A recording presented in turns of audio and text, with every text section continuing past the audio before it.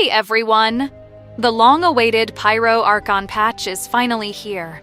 And while HoYoverse hasn't released any official drip marketing yet, we've already got some beta info on Mavuika's kit. As an ARCHON, expectations are sky-high for her abilities and meta impact, sparking plenty of debates. Many players were hoping she'd replace Xiangling or Bennett and become a top-tier main DPS. After checking out her kit, I think she delivers on both fronts, though with a few caveats. Want to save up to 20% on Genesis crystals? Check out lootbar.gg. Links in the description or pinned comment. Mavuika is a 5-star PYRO Claymore user who scales with crit damage and has a whopping 359 base attack, the highest in the game so far. Her gameplay offers two styles: as an off-field PYRO sub-DPS or an on-field main DPS, both viable in the meta. This versatility depends on how you use her elemental skill. Tapping the skill deals damage, generates 5 particles, and activates her Night Soul's Blessing state with 80 points. It also summons a ring that follows the active character, hitting enemies every 2 seconds in a wide AoE, with no elemental application cooldown. The cooldown is 15 seconds, giving it solid uptime. Holding the skill, on the other hand, makes her hop on a motorcycle.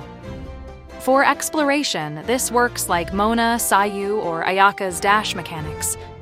But in combat, all her attacks are boosted while riding, including her dashes, making this her main DPS mode.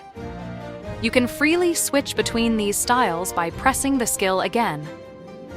Her burst brings a unique mechanic. Instead of consuming energy, it charges with Fighting Spirit, which you gain by either consuming Night Soul's Blessing points or hitting enemies with normal attacks. 1.5 Fighting Spirit per hit.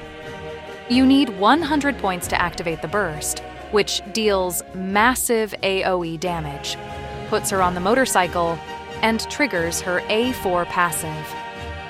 This passive gives the active character a temporary damage buff based on the points consumed. During her Crucible of Life and Death state, which lasts 7 seconds, she gains interruption resistance, stops consuming Night Soul's Blessing points, and increases her damage based on Fighting Spirit, with multipliers reaching up to 800%. To get the most out of Mavuika, prioritize leveling her skill and burst equally, favoring the burst slightly for maximum potential. As an off-field support, use her tapped skill and burst whenever available to maximize damage and buffs. As a main DPS, set up your supports, stack Fighting Spirit, and unleash her burst to dominate for 7 seconds in motorcycle mode. Her Constellations make her even more powerful. C1 increases her Night Soul's Blessing cap to 120, speeds up Fighting Spirit generation, and adds a 40% attack buff when gaining Fighting Spirit. C2 grants an additional 300 base attack and other buffs.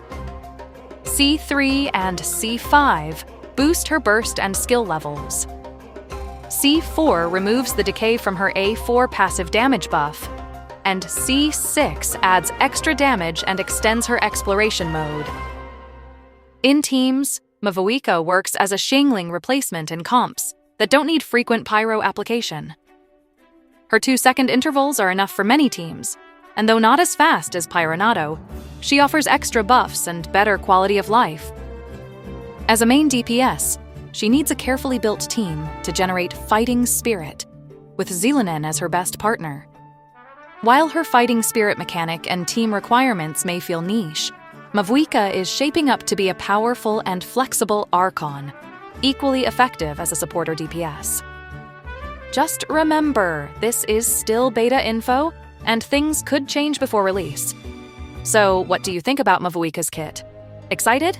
Let me know in the comments. And don't forget to like and subscribe to the channel to stay tuned for more updates.